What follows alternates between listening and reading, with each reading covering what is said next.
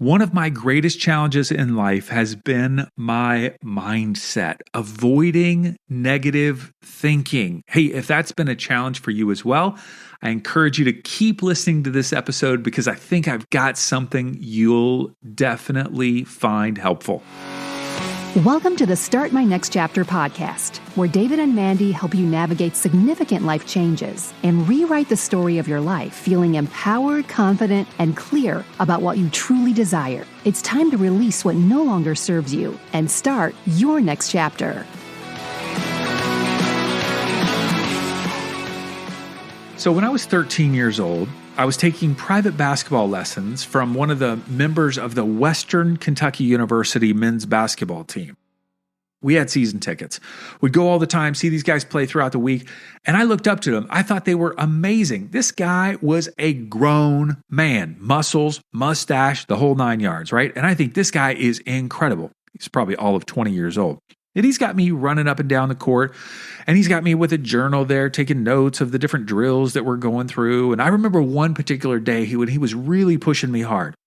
I was down on the ground doing some push-ups. I was probably up to 4 or 5, and I was so tired and exhausted, and I just collapsed. And I said, I can't do it. He said, what did you say? I said, I can't do it.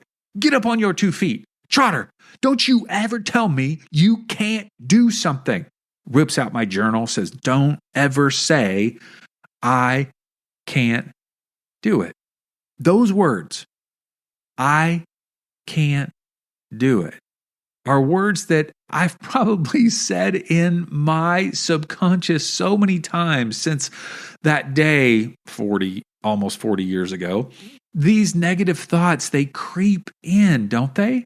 According to the National Science Foundation, 80% of our thoughts are negative. 80%.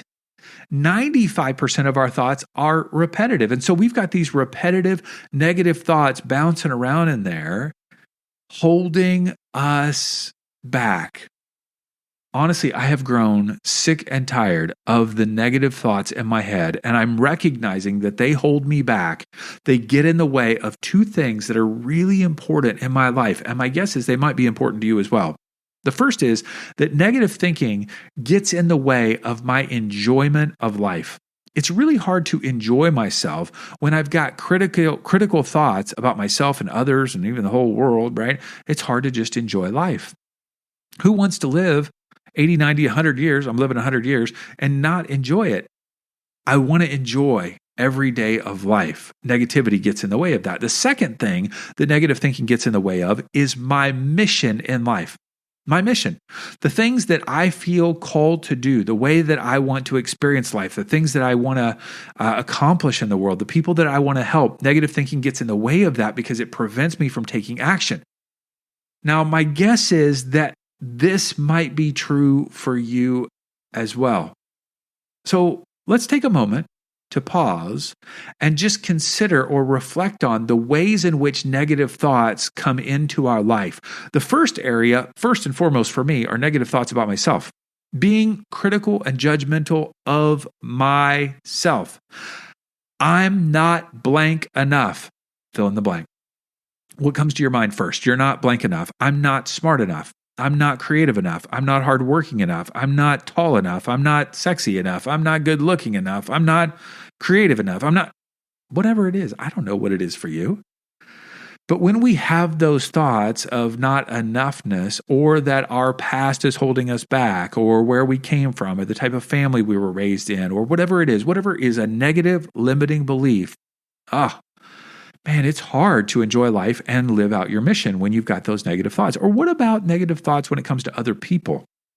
It is so easy to grow critical or judgmental of our spouse or partner, kids, family members, loved ones, friends, coworkers, people that we see out in public in terms of like people that wait on us or check us out on, at the counter, or people that we talk to on the phone that are from other parts of the world, or negative thoughts about other people, criticism and judgment. Once you make a judgment of someone, describing them in a negative way in your mind, then it is oftentimes so easy to then see everything that they say or do come into alignment with that judgment. And all of a sudden, you're creating a story that starts to unfold in your life around that person because of that negative judgment. That's true about yourself. That's true about other people. And it's also true even about the world at large. How easy it is to have negative thoughts about what's going on in our world. Man, the economy, inflation, the dollar, we've got so much expensive gas and food, and rent is going up, and housing pricing and all. And man, look at the wars that we've got going on. We got these two knuckleheads in the United States that we're trying to choose between for president. And man, this place is feeling depressed yet? Isn't it easy to have negative thoughts about the world at large? Hey, what about even God or the divine?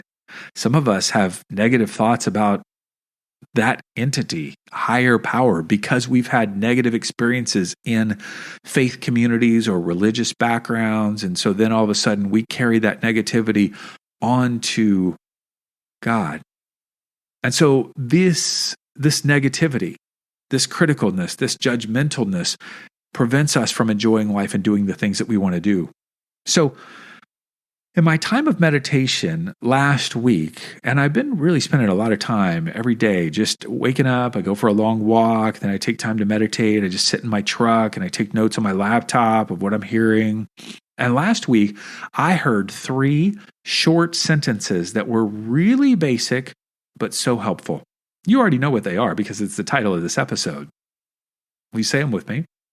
See the good, feel the good, be the good.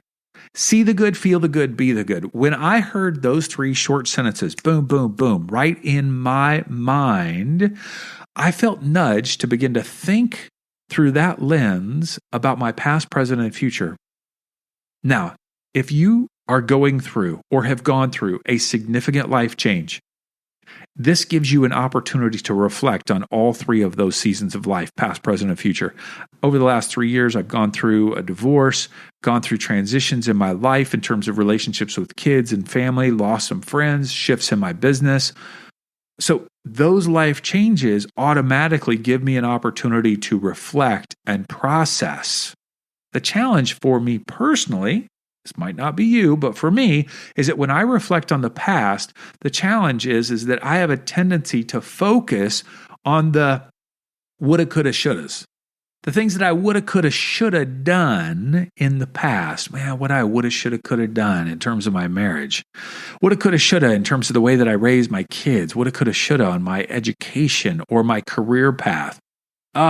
If I would have chosen this path instead of that path, my life would be better. I'd be able to make more of an impact. I'd be better off financially. And so then all of a sudden, when we're reflecting on the past, we're looking through the lens of negativity as opposed to seeing the good, which we'll get to in just a moment. And then as soon as I start, reflecting on the past, it brings me into the present. And I start thinking about all the things that are missing from my life, things that I had in my old life that I don't have in my new life, things that I wish I had, all the lack in my life, which then carries me into the future.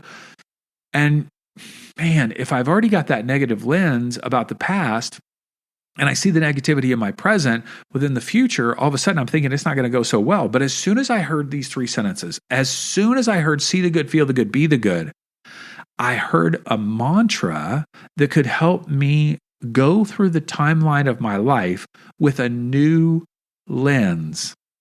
So now I start in the past and go, okay, what would it look like for me to now see the good in my past? See the good. Well, man, I've got 2 parents. They're still married. They're faithful to one another. They love each other. Not perfect, but man, they sure did raise me with love and support and cheering me on. They were at all my games and practices, and really, they funded things that I wanted to do. I can see the good in my education. I went to get a bachelor's, and then a master's, and then I went to seminary and learned all about pastoral ministry. Then I got married early on in life when I was 21. I can celebrate the things about my marriage. I can celebrate those things. I can celebrate my kids and how amazing and beautiful they are as young adults. I can celebrate the 10 years that I spent in ministry and all the people that I impacted positively, the things that I learned. I can celebrate all of the good life experiences that I've had. And then not only can I see it, But then what would it look like for me to actually feel it? Not just think about it, but feel it in my body. You know that most of our memories are locked in by strong emotions.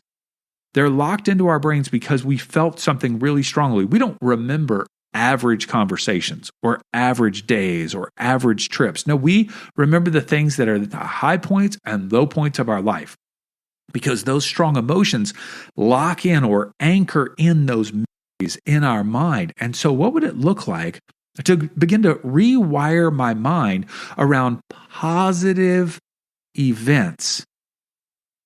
Positive events. Yeah. Start thinking about seeing the good and then feel it.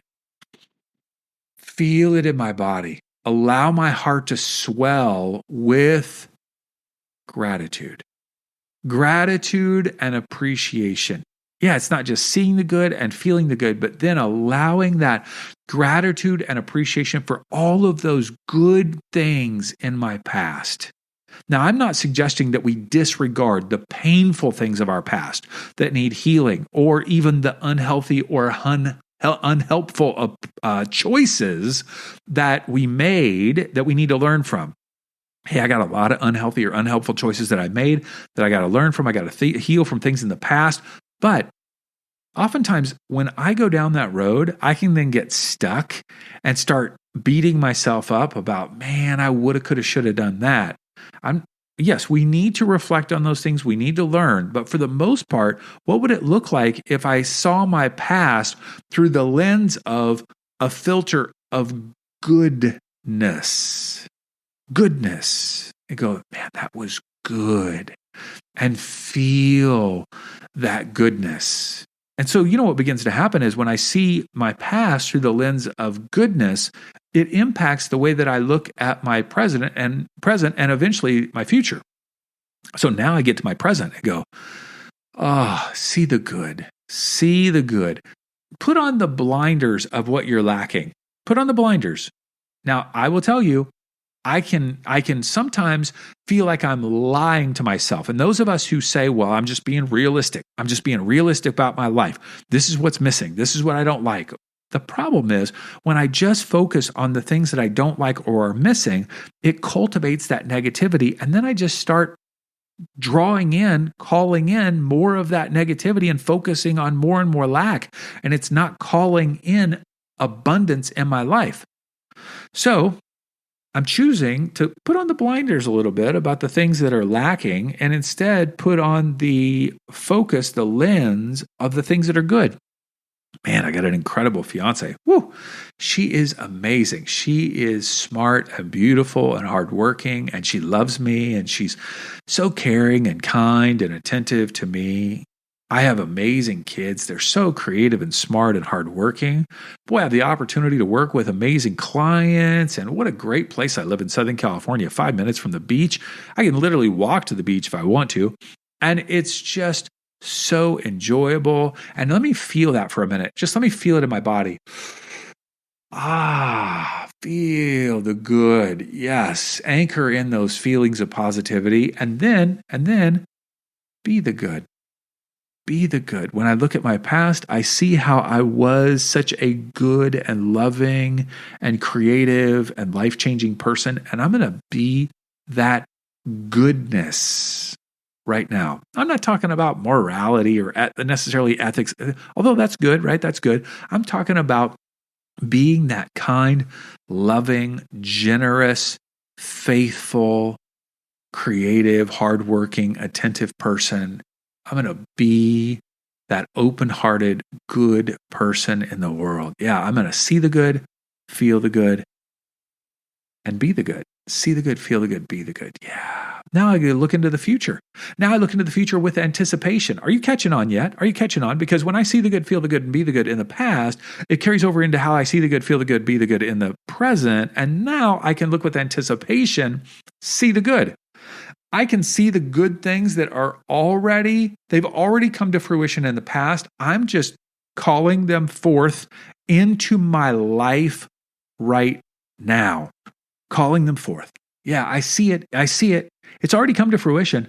I can see the good. I can feel it already. I can see my dreams coming to fruition. They're already come to fruition. And now I'm going to call it from the future into my present because I'm seeing it, feeling it, and I'm seeing how I'm going to be the good. Yeah, I'm going to be the good even in the future. How you feeling now? See the good, feel the good, be the good. Perhaps this is a mantra that you want to adopt for yourself, that you would wake up in the morning and remind yourself, if you struggle with negative thoughts like I do, today, I'm going to see the good, I'm going to feel the good, and I'm going to be the good. Hey, add another one in. I'm going to do the good. Yeah, see the good, feel the good, be the good. If you want to adopt that in your life, try it on for a couple days. I'm just enjoying seeing life through that lens and how much appreciation and gratitude that develops in my life and how that is changing my just my feelings. It's changing my level of enjoyment each day. And I believe that it's also changing my ability to live out my mission in life. It's releasing some of that procrastination that gets in my way. When I'm focused on negativity, I tend to procrastinate because things aren't going to, turn out so well. So I'm going to see the good, feel the good, and be the good. Will you join me in trying on that mantra? And if it's helpful for you, hey, reach out. Let me know. Hit me up at david@startmynextchapter.com. I'd love to hear from you. We hope you enjoyed the episode today. If you haven't already, be sure to subscribe to Start My Next Chapter on your favorite podcast platform, such as Spotify or Apple Podcasts. Tell a friend to listen to today's episode. Follow us on social media at Start My Next Chapter and check out our website at startmynextchapter.com.